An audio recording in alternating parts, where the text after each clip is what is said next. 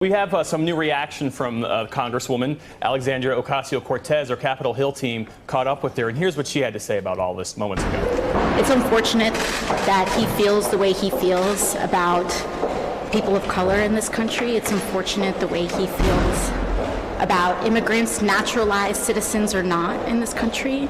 But I think what I would tell him is that it's time to move on from him, and it's time to move on from his conception of an America that we have tried to move past for a long time. As you say, race relations, a deep issue in this country. This is a deliberate move from the leader of this country. Absolutely, it is.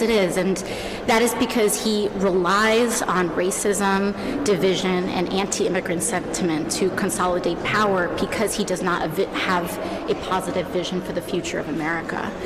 This president does not believe in an America where healthcare is a right. He does not believe in an America that offers a dignified education to all people, regardless of income. He doesn't believe in a prosperous future for our country. He believes that everything is a threat.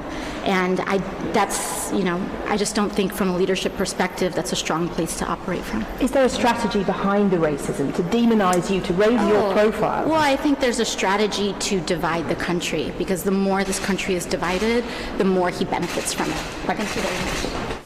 All right, I want to bring in Kurt Bardella. He's a former House Oversight Committee spokesperson and an NBC News Think contributor. And Kurt, you could hear the emotion in her voice there when she was getting questions about the president's comments. But I want to talk to you about Republicans, how Republicans have reacted to this, and their conspicuous silence. And before we do, let's hear from Lindsey Graham, the president's ally and obviously fellow Republican, about what he had to say here.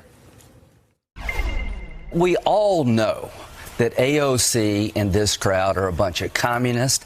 They hate Israel. They hate our own country. They're anti-Semitic.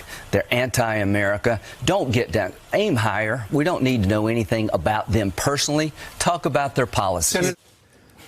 All right, so over to you, sir. What's your take on all that? I mean, it's not that Republicans like Lindsey Graham are being silent. Actually, it's the opposite. They're defending Donald Trump's overt racism. They're owning it. They're saying it's not only okay to be racist, but as a matter of fact, we're going to turn it around and somehow make it about the targets of his racism. And it's a tactic that we've seen time and time again now from Republicans defending Donald Trump, whether it was Charlottesville, whether it was the pardoning of a racist sheriff in Arizona who made racial profiling standard operating procedure. Time and again, we see Donald Trump not just overtly troll in racism, but use policies as well to inflict this agenda on the American people. And what do Republicans do? It's not that they sit silently and cower now. It's they go on national TV and they say it's okay, and actually the people who are targeted, they're the ones who are at fault for it.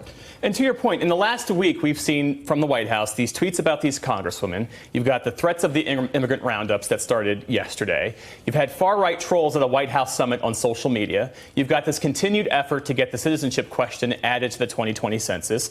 And then there's some breaking news today, a move to end some of the asylum protections for most Central American migrants. So this seems to be, and I'm not one who ascribes strategy to Donald Trump where no strategy exists, but this seems to be a concentrated effort to keep talking about this immigration issue, which we know is a core central conduit to his base. Right. Well, I mean, it's a pattern of behavior, and it's been that way ever since he came down that famed escalator and announced his entry into the presidential race. Whether it's build the wall, whether it's round him up, whether it's referring to places as asshole countries, we've seen time and again this president uses race in a way to really actually make progress where he's not really doing anything. I remember when early in this presidency, things weren't going that well. Obamacare wasn't repealed. His Secretary of State at the time, Rex Tillerson, had reportedly called him a moron. And what did he do? He decided to go and put himself into the NFL take a knee controversy. Yeah. All about race. This is what he does. When things aren't going well, 2 days ago, all we saw were images of the border situation, children in cages. And what does he do the next day? He puts out this tweet, and now we're seeing images of his Twitter feed and not these border issues going on right now. And I think that's deliberate. Hey there, I'm Chris Hayes from MSNBC. Thanks for watching MSNBC on YouTube. If you want to keep up to date with the videos we're putting out, you can click subscribe just below me or click over on this list to see lots of other great videos.